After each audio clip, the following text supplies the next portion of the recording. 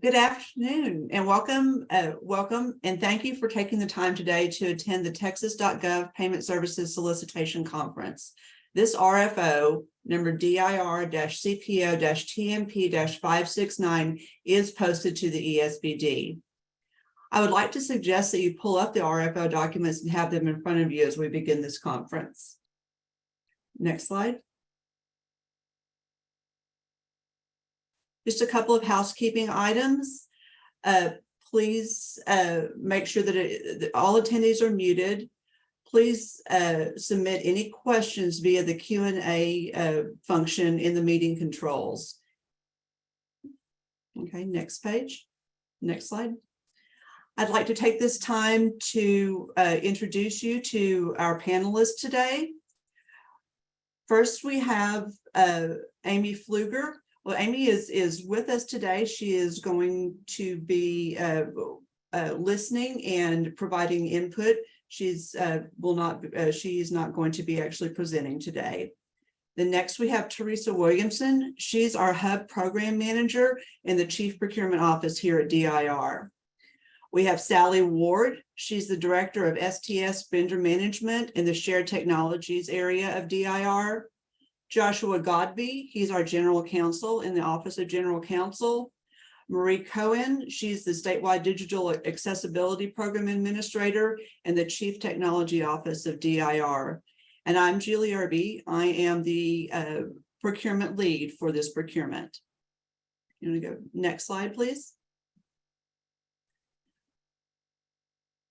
What you're seeing here is the agenda. These are the items that we're going to be going over today. Again, having the RFO in front of you is going to be very helpful. Please use the Q&A feature to ask questions, and we will take time towards the end of the session to address them. Next slide. While you are opening that RFO, we can address one of the questions we always get. Yes, we are actually recording this seminar, this webinar, and the link will be provided via an addendum to the ESBD, along with the slide deck, the attendees list, and any questions that we may be able to answer from this session. Just a note, please check the ESBD often. We are doing a rolling Q&A for this procurement, which means that we will answer questions as fast as we can and post them to the ESBD. We are not going to be holding all questions until the end. Please read the Q&A documents that your questions may have already been asked and answered. With this housekeeping out of the way, I'll turn it over to Sally for an overview. Thank you, Julie. Hi, I'm Sally Ward, and I wanted to give you an overview of our Shared Technology Services program and a bit about the scope of work that's in this RFO. Let's go to the next slide. DIR has a Shared Technology Services program that includes 4 core towers or service components. One is data center that includes all the components that are listed there. The next is Texas.gov, of course. We'll be talking a bit more about that in a moment. Managed security services and open data portal. All of these components are brought together in service delivery under one multi-sourcing services integrator, or MSI.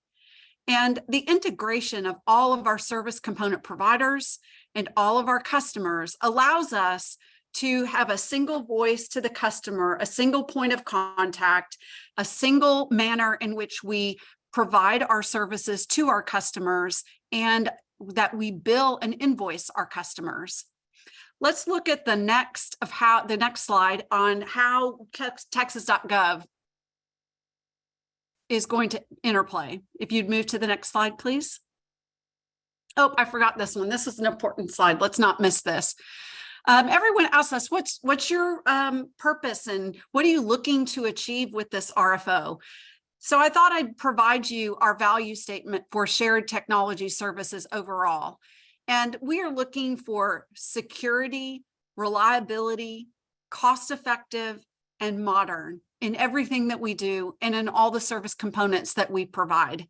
So everything that we try to articulate in our RFO is seeking to achieve this value for secure, reliable, cost-effective, and modern. Next slide. Now, we talked about the MSI and what the integration means, and you might wonder what that means. There's a whole section in the RFO scope of work that explains in more detail what this means. But in general, as a picture, we have the digital MSI tools and integration platform in the center with lots of boxes, meaning lots of tools, lots of technologies and data.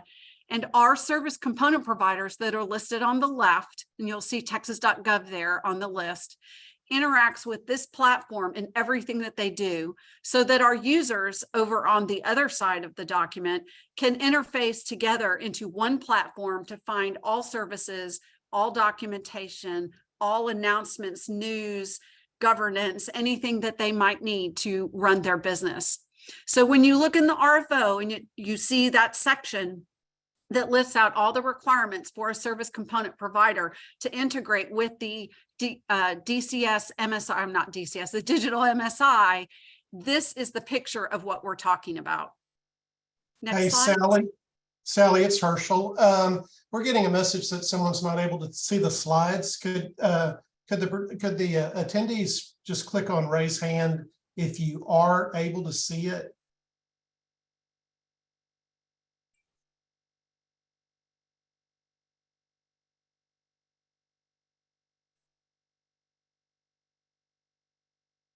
Okay, I'm seeing internal folks. I'm seeing external folks as well. Okay, good. Access. Okay, so Thank you. Maybe Irene, we can try to help you on the side here. Thank you, Sally. Yeah. All right, next slide, please. So Texas.gov is broken up into two different service components. One is what we call Texas.gov services that includes the things that are listed on the left, are Texas by Texas Digital Assistant and so forth. And then the Texas.gov payment services on the right. And that is the RFO before you. On the right, the PCI compliant payment processing and integration with our Texas Comptroller accounting system. Next slide, please. So I want to give you a picture of how large our customer base is. We do have over 300 customers. That includes state agencies, local governments, and institutions of higher education. Next slide, please. And those 300 customers have a large transaction and payment processing volume. As you can see, year over year, we continue to grow in the total number of transactions that are processed through our program.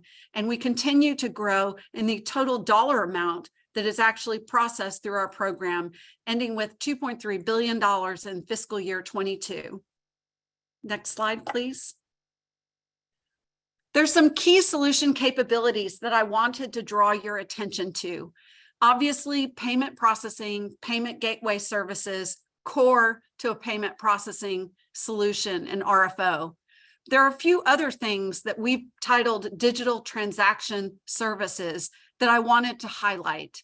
These are additional technology capabilities that we are asking as a part of this scope of work to be provided along with the payment processing and payment gateway services, starting with a hosted payment page, where customers can connect to a hosted payment page to have a checkout screen, if you will, for their customers and process the transactions. We are also asking for accounting integration and settlement processing.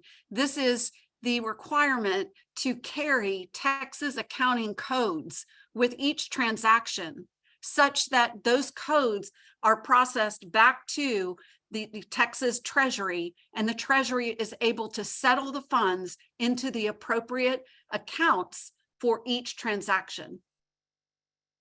The customer portal is the place where we want our customers, those 300 customers, to be able to go and do chargebacks and refunds. So they would need the ability to get into a portal where they would see only their transactions and would be able to identify their chargebacks and refunds by their accounting system codes that have been passed. We're looking for fraud prevention. In this day and age of digital identities and digital transactions growing and growing, we are looking for growing fraud prevention techniques and characteristics that a potential vendor can provide. And then we're looking for a payment transactions data warehouse, the ability to allow our customers to go in and look just at their data to be able to see any trends or patterns or forecasts of what their programs are doing. And finally, we need this payment processing vendor to be able to accept transactions from swipe devices that we currently have in use in the field, as well as providing new swipe devices as those older swipe devices need to be refreshed, or as new customers come in with new applications that might require a swipe device.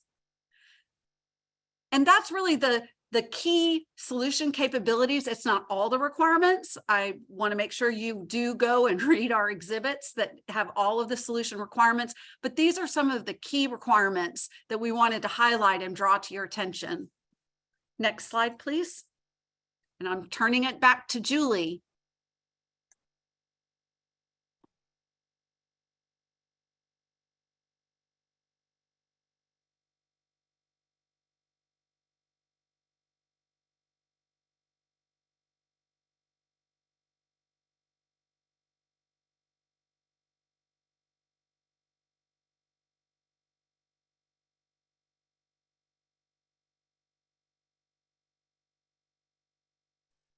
I'm sorry, this is Julie. I just wanted, this is the time that we're going to start talking about, we're going to go over the RFO overview. We're going to talk some about the RFO contents, the response requirements, the contract term, the RFO schedule, and then conclude with some pointers and things to remember. This, please remember that the Q&A function is available in your meeting, and that you can put or enter any questions that you may have there, and those questions we will review later on, and hope to be able to provide answers today. If not, they will be answered in the Q&A function of the RFO, the solicitation itself. Next slide. First things first, this is just some general information about the RFO. As Sally just mentioned, this RFO is for only the payment services portion of Texas.gov. And we do expect to make a single award for these services. Next slide. This slide and the next slide are just going to list the contents of the RFO, and we are going to be covering these in more depth in the slides to follow. And just a pointer or just a reminder to make sure to read the RFO in detail and full. Next slide. And then again, this is another slide about the contents of the RFO, and then we'll go to the next slide. As we mentioned before, DIR is seeking to transition to a new payment processing model and solution.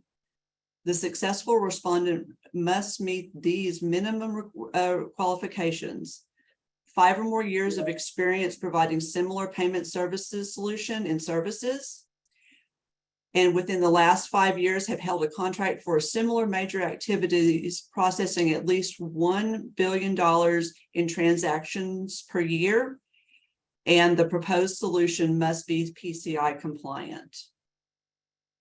Next slide. The single contract award from this RFO will have an initial term of 4 years with optional renewals for up to a total of another 4 years at DIR's discretion. Next slide. What you're seeing here is from the RFO. This is a schedule of events from the RFO. Right now, we are here at May 15th. We're at the pre-proposal conference. The deadline for submitting RFO questions is June 9th. Please do not wait till June 9th to ask questions, because we are answering those questions and posting them as addendums in a rolling fashion. The responses are due by June 27th at 2 p.m. Central Time, and late responses will not be considered. And 1 minute late is late, so please keep that in mind. And we have scheduled, and we expect to hope to get an award recommendation by March 2024, with transition services starting from the date of the award through August 31st of 2025. Next slide. We do have a digital data room available for this procurement. You do need to request access to get to the data room information. You will also need to sign an NDA. The link in section 3.3.3 of the RFO document does take you to a landing page that provides instructions on requesting this access. And please note that the NDAs for the data room must include the legal entity name in order for us to process that and give you access. Next slide. Let's talk a bit about your response submission, what the content should be, the required files, a few pointers and things to remember, and then also let's talk about the references that are needed to be included. Next slide. There are 4 required response packages for this RFO. If you do not include the response packages in all of the required files for each, your response may be found non-responsive. We'll go into the contents of each of these packages in the next few slides. And if you have any questions regarding the response packages or their contents, please use the Q&A opportunity to ask those questions and have DIR answer them for you. Next slide. 2 key takeaways regarding the response submission are provided on this slide. First, you're expected to submit 4 separate zip files to DIR for your response. The zip file should contain the required files for each package as described in the RFO. Files should be labeled accordingly per instructions in the RFO. They do not need to be submitted in separate emails. Second, respondents should submit their response via email to the email address identified on this slide and in the RFO. Again, we just can't stress this enough. No late responses will be accepted. They are due on June 27th, 2023 by 2 p.m. Central Time. Please ensure that you submit with enough time for us to receive your response by the deadline, and start early because as we said, a minute late is late and your response will not be considered. If you have any technical issues submitting, you can reach out to DIR via the email address in the RFO and listed above, and we will try to help. But please just understand if you're coming up to these difficulties 1 to 2 minutes before the deadline, it is just really highly likely we will not be able to help you. And next slide. Now we'll move on to the response files for each of the response packages. The first package is for the administrative package. The required files are shown here on the slide, and they're also in the RFO in section 3.5.11. We will address the majority of these required files for this response package later in this presentation, so I will not go through them at this time.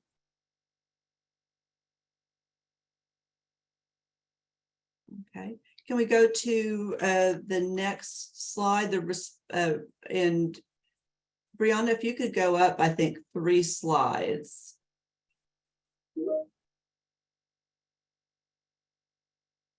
It is slide 26 in my presentation.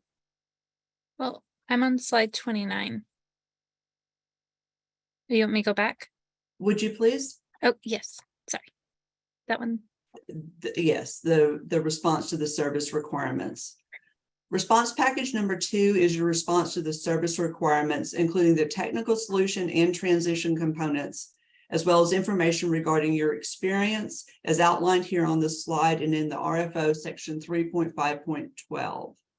Of note, the technical solution has two major components. The first is your narrative response, which should be labeled or named technical solution and submitted as a Word doc, and your response to the technical solution requirements submitted in Appendix B in Excel format. There are detailed instructions in Appendix B on how to complete the Appendix B, so be sure to read those and follow accordingly. Your response to the transition also has two major components. The narrative response labeled transition approach and submitted as a Word doc, and a transition project plan. For the transition project plan, please develop that in Microsoft Project, but submit it in either Excel or PDF format. We can't guarantee that all evaluators will have access to Microsoft Project. And the remaining files in this package include your experience, a disclosure of any terminated contracts, proposed account organization, and exceptions. The response requirements for these items are straightforward, and the instructions for responding are included in the RFO. And as regarding exceptions, we will touch on exceptions a little bit later when we discuss matters of law. Next slide, please.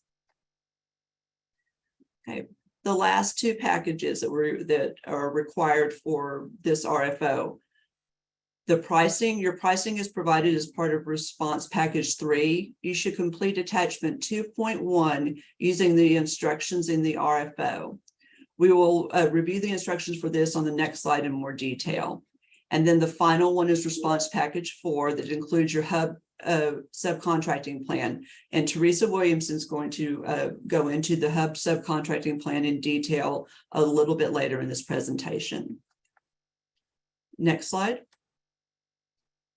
Okay, regarding your pricing proposal, there are 3 documents that are important when putting together the pricing response, and they are listed and they are described on this slide.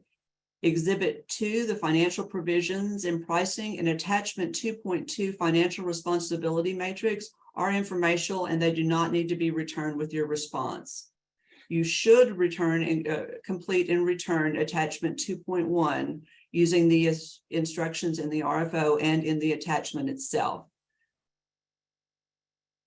Regarding your pricing, any pricing assumptions, please use the Q&A process to attempt to eliminate as many pricing assumptions as possible prior to submitting your proposal.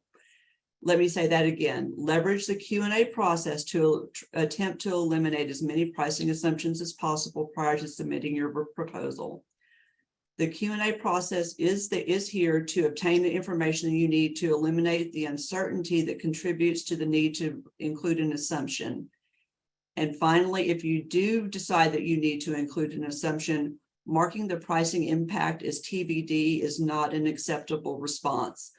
Please, if the assumption does not have a pricing impact, enter the value as 0.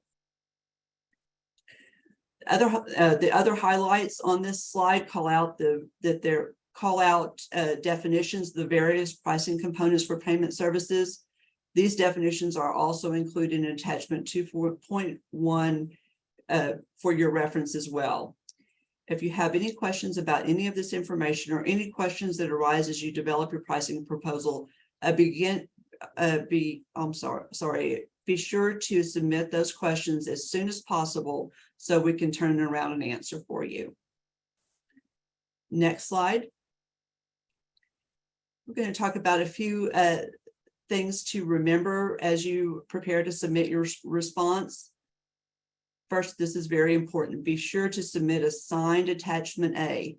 You will be disqualified if your attachment A is not signed, if it is missing, or it is not submitted. You also must submit and provide evidence that you meet the minimum qualifications defined in the RFO in the qualification requirements document that is included as part of response package 1. And be sure to review the other pass-fail criteria and section 4.2.1 of the RFO to ensure you're in compliance. Next slide. Okay. Attachments C, D, and E are very important, and we're going to discuss them just a little bit later on in this presentation. Attachment F, respondent release of reliability, is required for both your references and your terminated contracts. This is very important and may impact the scoring of your response. Also, please include a signed copy or a signed copy of the page 1 of each addendum. It is important to keep up with the ESBD to view the published addenda. There will be multiple addenda for this RFO, given that we are using a rolling Q&A process. In summary, make sure to complete all attachments, follow the instructions, and complete thoroughly. Some of these attachments include mandatory information, and some attachments are scored, so this is very important. Next slide. Make sure to complete exhibits A, B, C, and D. For A, B, and C, follow the instructions and complete thoroughly. Exhibit A includes mandatory information such as the DUNS number needed for financial review. If a respondent does not provide a DUNS number and as a result a financial review cannot be completed, then the proposal will be rejected. Exhibits B and C are scored, so please complete thoroughly with information related to the scope of this RFO. Once again, responses are due no later than 2:00 p.m. Central Time on June 27th, 2023. Again, regarding the submission, please contact us immediately if you have any issues. We have on our end tested the email submission box with very large submissions. We don't expect any issues, but please plan accordingly and don't wait till the last minute. Next slide. Before we wrap up this section, I just want to touch on references. We require that at least 3 references for which the respondent provided the same type of payment processing service as what is being requested in this RFO. DIR recommends that you send reference documents out quickly in order to meet the deadline. It is important to provide your references with the information they will be required to submit, including the qualification requirements file and the attachment F for each reference.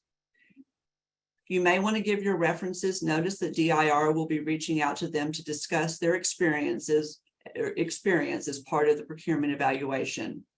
And also, please choose your references carefully.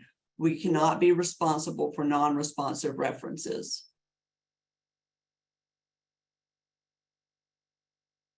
Next slide.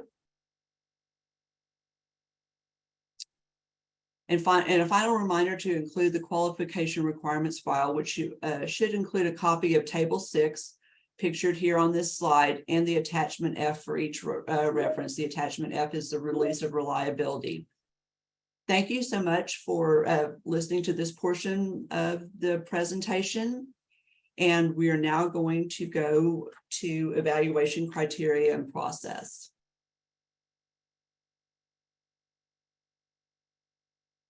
Okay, and the next slide.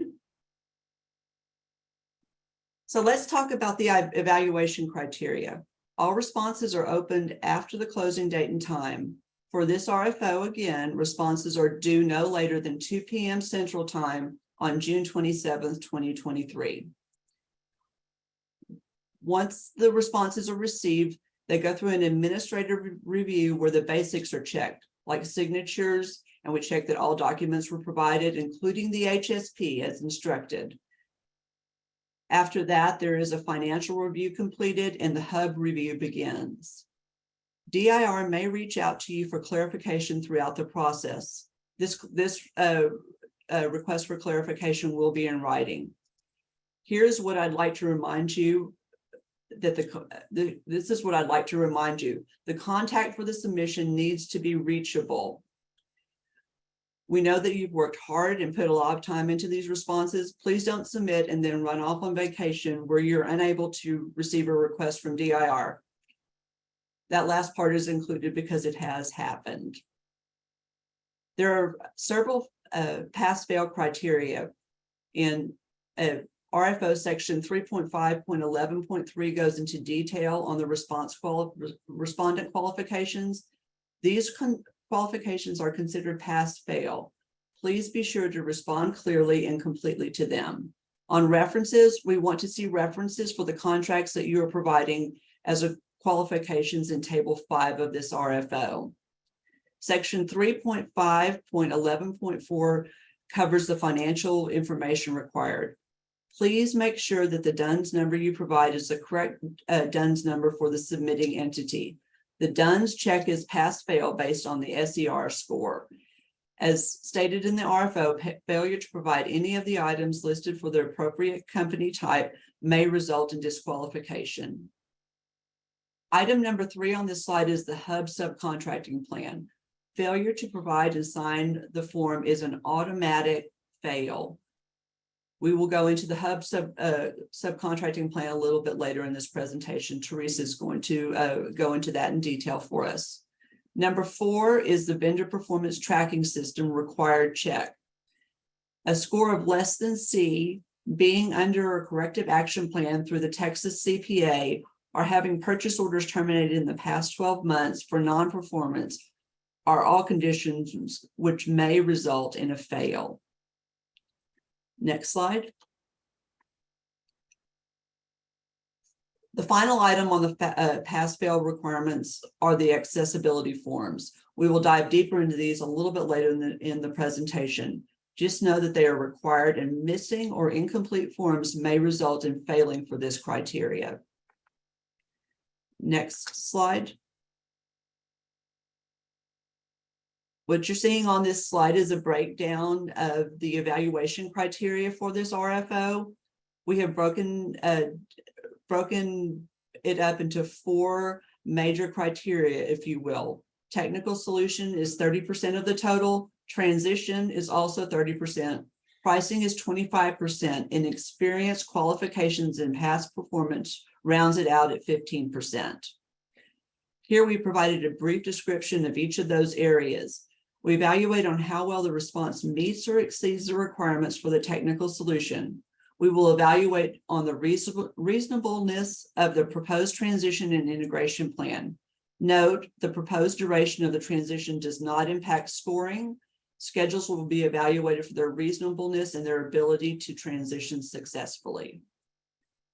For pricing, please follow the pricing instructions in attachment 2.1. If existing POS swipe devices are not compatible with the respondent's proposed solution, the respondent must indicate how the use of POS devices will be supported. In attachment 2.1, the pricing. For experience, qualifications, and past performance, DIR will evaluate the ability of the respondent to support DIR's payment services program based on his track record, achievements and capabilities, and proposed team experience and structure. Next slide. Now let's talk a little bit about discussions and invitations to negotiate. How does it work and what do you need to do? What you're seeing on this slide are the key procurement process milestones. Responses submitted being the first one that's on this slide, that again, that is due or by June 27, 2023 at 2 p.m. Central Time.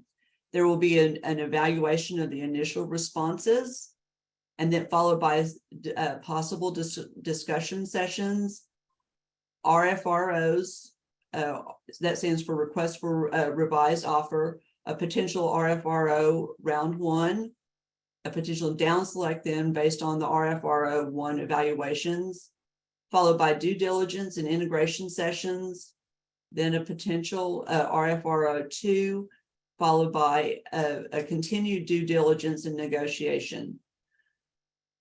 I would like to stress at this time that there is not any guarantee that there will be even one request for revised offer. So please provide your best proposal each time that you submit. Okay. Next slide. The state in its discretion may hold a series of discussion sessions with respondents to ensure complete and accurate understanding of the requirements in your responses to this RFO.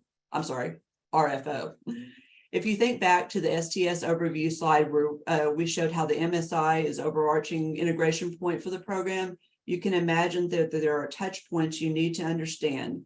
Integrations sessions are held between the MSI and sometimes other DIR service providers to align solutions. The purpose of the integration sessions is to identify gaps and overlaps in your solution response and pricing. During this process, DIR may provide the respondent's technical solution to the MSI and the other service component providers as appropriate. Please note, though, that we will not provide any of your documents to other respondents. While this RFO and the information located in the data room are intended to provide enough information for you to respond, it is the responsibility of the respondent to obtain any additional information deemed necessary. And a written due diligence plan may be submitted as part of a revised response, which occurs after the initial discussion sessions. Next slide. We may request oral presentations and may work through the revised offer process. Revised offers may be scored. Here at DIR, we do not do BAFOs or BARFOs. We do request for revised offers. Treat each one as though it is your final opportunity to revise your response and pricing. We will continue until such a point as the best value to the state is reached. Regarding due diligence, as I said earlier, it is the responsibility of the respondent to obtain all of the information it needs to submit their response. We do have data in the data room for you to use, but you may have more questions. Due diligence is the opportunity for you to ask more complex questions regarding DIR's need and current state. The goal of due diligence is to remove all financial assumptions, reduce unknowns, and allow you to submit a more accurate revised response. Due diligence usually runs concurrently with the MSI integration systems through to negotiations. Your due diligence plan will help facilitate that process. Next page. We move into negotiations at the conclusion of the evaluation process. DIR will determine the number of respondents with which it will start contract negotiations, and the negotiations will continue until best value is obtained. Regarding the award of the contract, DIR executive management will make the decision to award a contract if it is in the best interest of the state to do so, and this decision is final. The award for this RFO will be posted to the ESB under the RFRO number DIR-CPO-TMP-569. All responses and working papers pursuant to this RFO are not subject to disclosure under the Public Information Act until all contracts resulting from this RFO have been executed. Next slide. And now we're going to turn it over to Teresa Williamson, our HUB program manager, for her to explain the HUB subcontracting plan to you. Thank you, Julie. Thank you. Good afternoon, everyone. My name is Teresa Williamson. As Julie said, I'm the HUB program manager. Next slide, please. The HUB subcontracting plan, or your HSP, is part of the bid package response. It's a bid package 4. A sample form has been provided for you in the contract documents of this RFO. Next slide.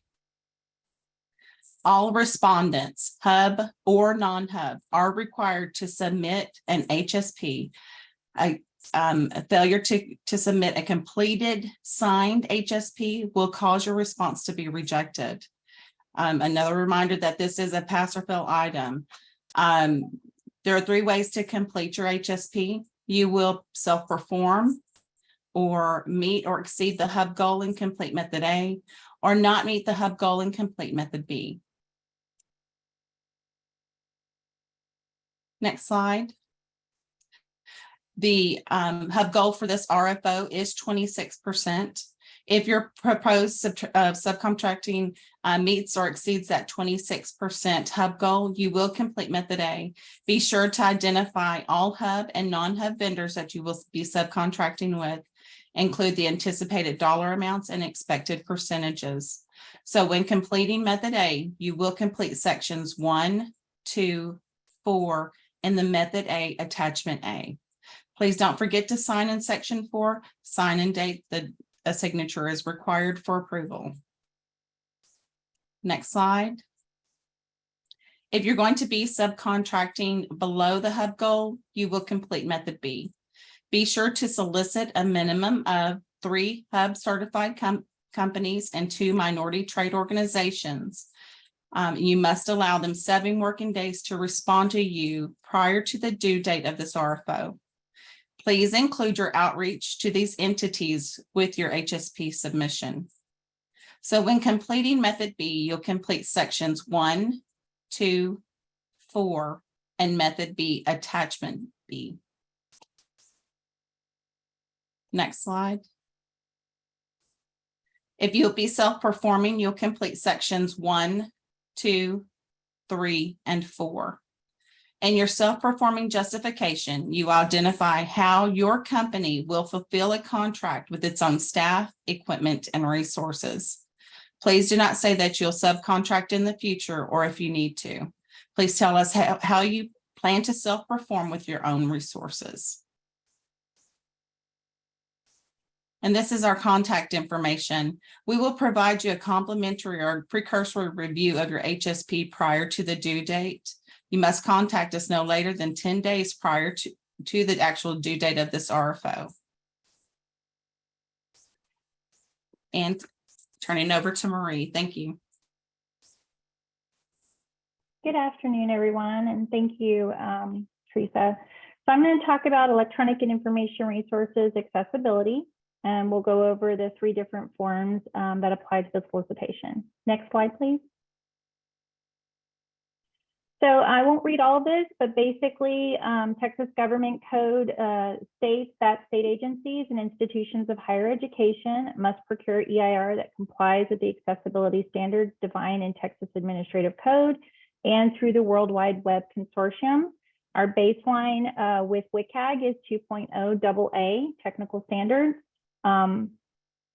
And there are cases where some agencies are allowed to select a higher standard, but the baseline right now is WCAG 2.0 AA. The documents I'm about to discuss are required accessibility documentation based on your responses.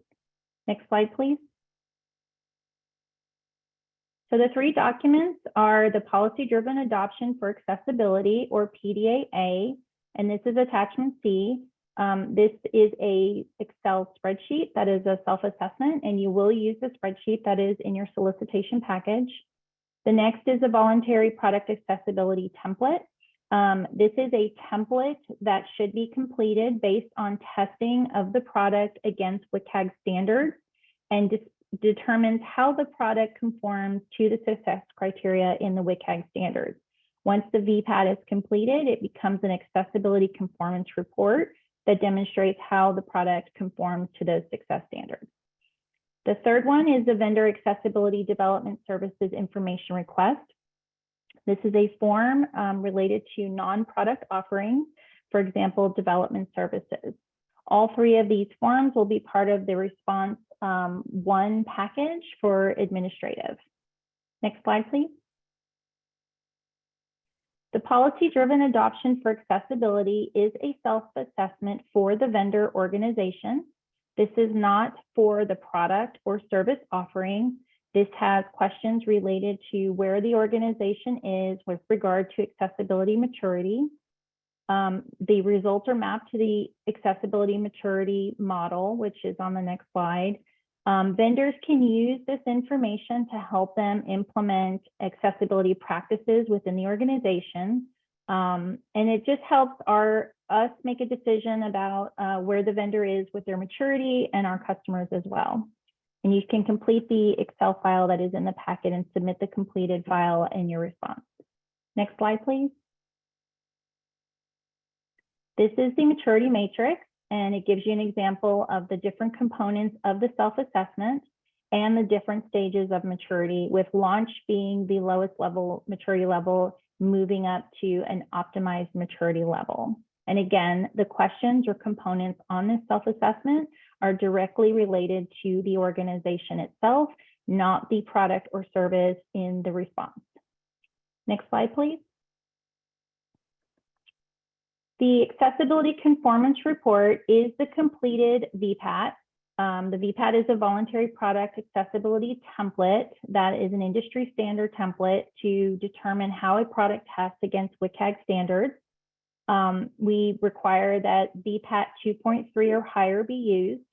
The VPAT should be completed by someone who is familiar with how the product tested and how it conforms to success criteria, preferably the product owner or manufacturer. And this is required for every single product that is offered in the response. So if you have 5 different products or 5 different versions of a particular product, they will each need their own ACR. Next slide, please. This is an example of the different standards on the VPAT. It's broken into 4 categories. So it will test for perceivability, test for operability, understandability, and robustness. Again, these are all set for WCAG 2.0 AA, and those the responses only need to be completed for up to 2.0 AA. If you test at 3A, that's fine. You can complete that as well, but it must at least be tested for 2.0 AA. Next slide, please. The Vendor Accessibility Development Services Information Request is for development services. So these are non-product offerings. This would be website development or web application or any kind of customized proprietary applications that are being developed for the state of Texas. Next slide, please. This is an example of the VADSR form. The first section of the form will have your organization's information and mainly the point of contact. The second section goes into what qualifies for this form. And next slide. These are the questions on the form that need to be answered. As much detail that can be provided as possible will help understand where the organization is on the development lifecycle. So please provide as much information as possible. For example, training, what kind of training do your employees go through, your developers, with regard to digital accessibility? What are your action plans for fixing defects? How can you be contacted if there are any issues? What kind of alternate accommodations are in place, etc. So please provide detailed answers for all of these questions and provide links to sample work, if applicable. Next slide, please. These are some resources for additional information. We also now provide training for all of our vendors. Any vendor can sign up for this training. They can sign up as many of their staff as they would like. The training is made up of 4 different components. Those components are related to Texas statute and Texas rules. And there is one course in there that's just General Digital Accessibility 101. And I believe that is the end of my presentation. Next slide, please. I'm going to turn it over to Joshua Godbey, our General Counsel. Thank you so much.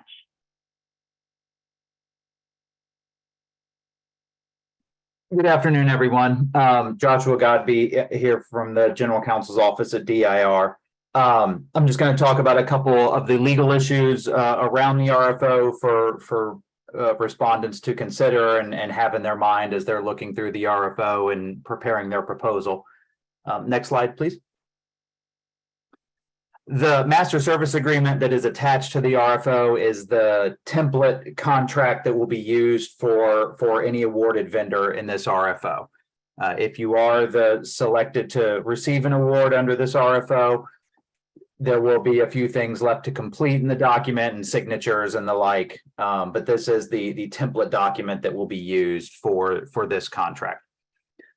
Prior to a final award, DIR does reserve the right to make any necessary changes to the master service agreement and associated attachments and terms and conditions as necessary, either as driven by law or driven by need for the best interest of the state.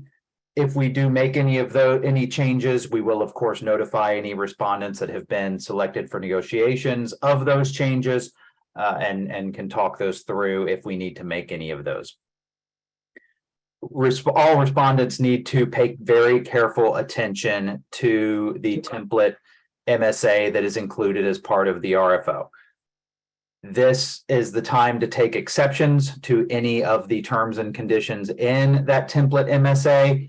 Those need to be turned in as part of the response to the RFO. I can't stress enough, this is the only time to take exceptions to the terms and conditions in the master services agreement. There will not be a second time to take exceptions. Exceptions made after these are turned in will not be considered. This is the time to do it. So pay very careful attention to them. If you do need to take any exceptions, now is the one and only time to do so. Next slide, please. That being said, we do encourage vendors to take as few exceptions as possible, getting as close to zero as possible. These terms and conditions are drafted to best protect both the interests of the state and also the interests of the vendor. DIR will consider all of them, but we do have to consider all exceptions as we are thinking through best value for the state when we are making determinations as to who to move forward with. And so those exceptions do play a role in that. We do keep it within our sole discretion to either accept or reject all possible exceptions. In making exceptions, please follow the instructions and the RFO documents very closely. The section is listed there. I won't read all the numbers out, but how to do it, the form in which to do them, the file name, all of that is listed very carefully in the RFO. Please follow those instructions. If exceptions are taken outside of those instructions, DIR does reserve the right to just reject any of those exceptions as not conforming with the requirements of the RFO. If you are not taking any exceptions, please state that explicitly in the same document. Let us know that you're not taking any so that we know we have a clean slate to work from. Next slide, please. Any exceptions that are taken may result in a contract not being awarded. That's because exceptions that are contrary to the best interests of the state or do not represent best value to the state cannot be agreed to by DIR. We will consider all exceptions. We will work with vendors on all exceptions that they have put in. That being said, we do reserve the right to move on to other respondents if either the number of exceptions or the scope of the exceptions are such that the best interests of the state cannot be achieved. If it is taking excessively long due to lack of responsiveness or lack of movement on exceptions to reach an agreement on exceptions, DIR also does retain the right to move on to next highest scoring respondents to negotiate contracts with them, or to shorten the contract term in line with the amount of time it has taken to get through the exceptions process. Next slide, please.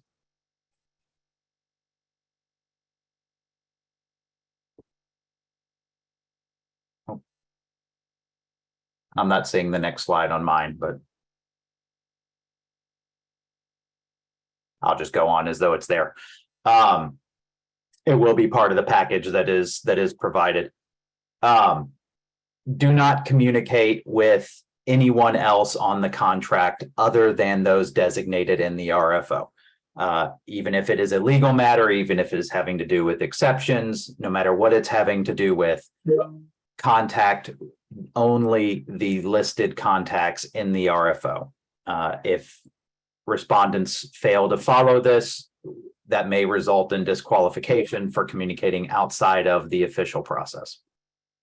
Next slide, please. When you are responding to the RFO, use the legal entity name for your company as is the one registered with the Texas Secretary of State. Do not abbreviate the name. Do not use a DBA. We need to know that the entity that is responding is legally authorized to do business in Texas. We need to know the name as it is registered with the Texas Secretary of State.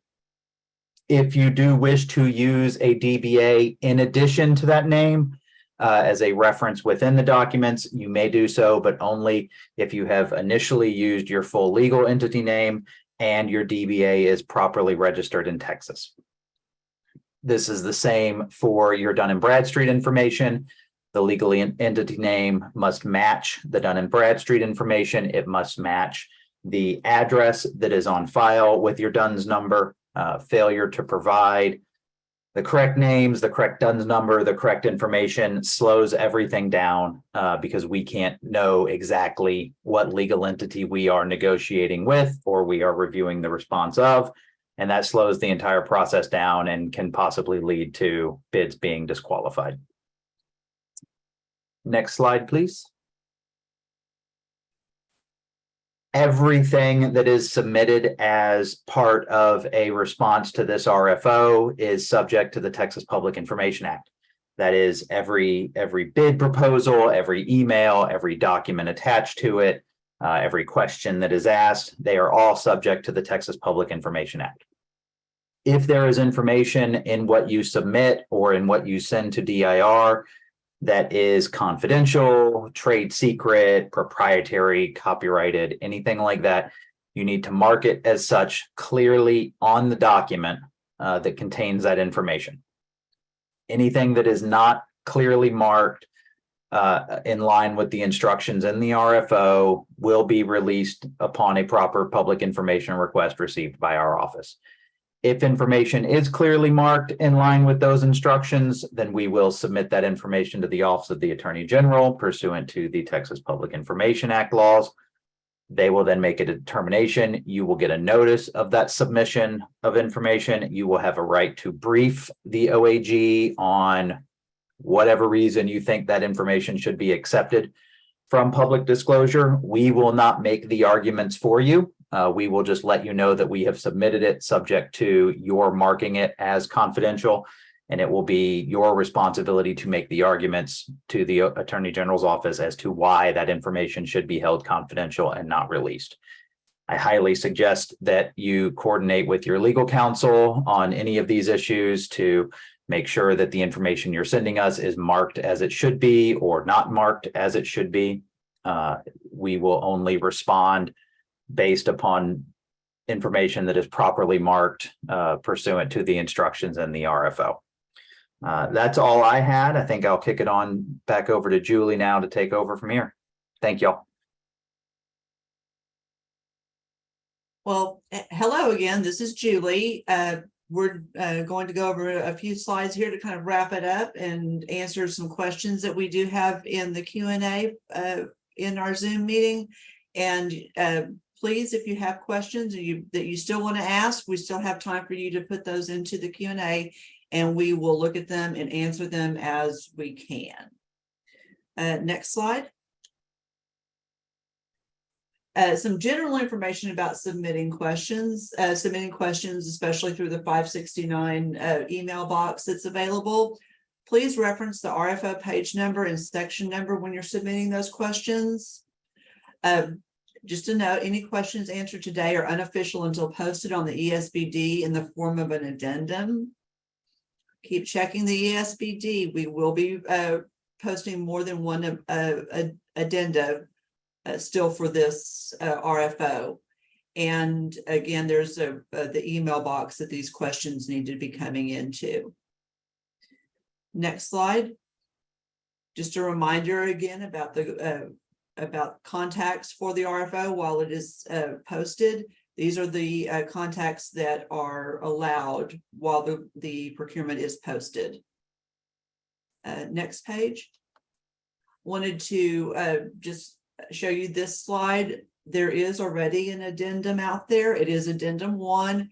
It answers 6 questions that have come in so far into that 569 email box. Next slide. We still have just 2 questions in the Q&A. We are going to take a break for just a few minutes and let y'all submit any other questions. Please reference the section number and page number when you're doing that. It helps us answer questions. And again, the reminder that anything that we answer today is unofficial until posted officially on the ESPD. It is 3 o'clock straight up. Let's go on a break for, what do you want to say, until 3:05 and come back if we have any questions. If we don't, we'll go ahead and wrap it up.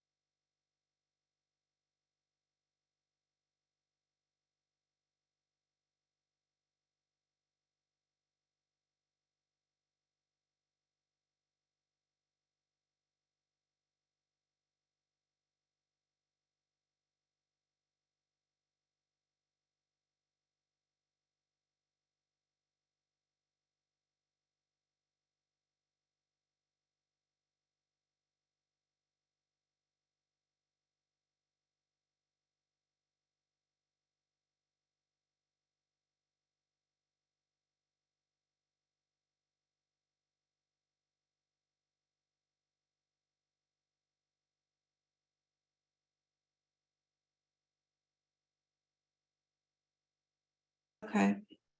You're good to go. Hello, this is Julie, and we're back. Just wanted to go over, it looks like we have 7 questions in the Q&A, and wanted to, if y'all wanted to open that up and look at them, we can go through them, and where we can provide an answer, we will. Again, the answers are not official until they're included as an addendum to the RFO and posted on the ESBD. The first question, are vendors able to respond to this solicitation with prepaid and payment for goods card solution as part of the payment services RFO? The answer to this is that is outside of the scope of this procurement, and we do not have a procurement that includes those services. The question, second question, will there be someone monitoring the email box who can confirm, verify submission? Yes, that email box is monitored, and we will provide a confirmation that we have received any questions or anything else that has come into that box. Will DIR accept electronic signatures such as DocuSign on proposal forms requiring signatures? The answer to that is yes. Section 1.3.1.1. Give me just 1 second. Is there someone else who could jump on this and help me answer that question? Julie, I will. This is Amy Pfluger. Thank you. So we have a verbal answer for you. Please know that you need to wait for the answer in writing for the official answer. But right now, the answer for us today is the successful respondent shall provide all services defined in the RFO package, irrespective of the services currently being provided by NIC or First Data.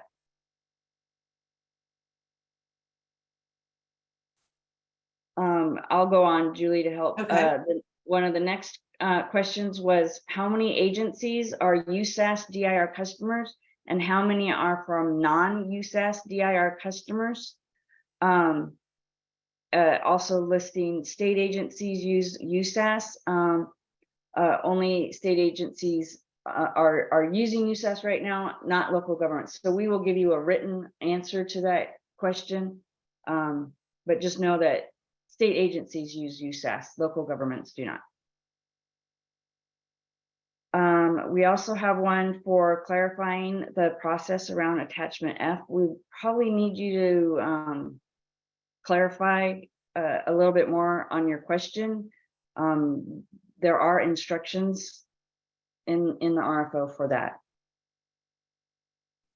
And would it be fair to say, if you would please submit that question, that clarification of that, to the 569 email box, since we are about to jump off of this meeting? And then the last one is the NDA right now only for the digital data room. Would DIR accept another NDA to cover confidential information and information outside the digital data room? Right now, DIR provides you with an NDA we would like you to sign for the data room access.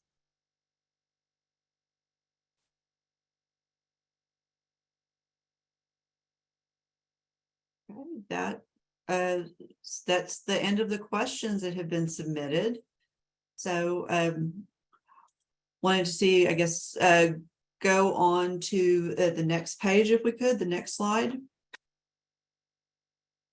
Kind of in support of this first bullet, we did want to let you know that we showed it in addendum 1 earlier in this presentation. It consisted of 6 questions that had come in and that we had provided answers to and posted them on the ESBD. There are a few more questions that we are actually working on answers for right now. So if you've submitted something to the ESBD and you don't see your answer, your question is in that group that we are still working on getting an answer for. Next slide. Just want to conclude again with the schedule of events from the RFO. We are concluding the pre-proposal conference. All questions are due by June 9th, but please do not hold questions. Submit them as soon as you are able to formulate them and get them into the email box. The answers for the questions themselves will be posted, all of the answers by June 12th, or they're scheduled to be posted by June 12th. We have already started posting some of those answers. June 27th, 2023, 2 p.m. Central Time. That is when the proposals are due, and any late proposals will not be accepted. Look for an award recommendation we have scheduled for March 2024. And again, then transition starts at the date of the award and goes through August 31st of 2025. And one last slide, I think. There's the email box that you need to submit any requests or any questions or clarifications to. And I guess one last slide, there's one more. Thank you. We really appreciate you spending your time with us this afternoon so that we can give you some more information about this RFO. Again, it is posted on the ESBD, and it will be out there with every proposals due on June 27th, no later than 2 p.m. Central Time. Thank you.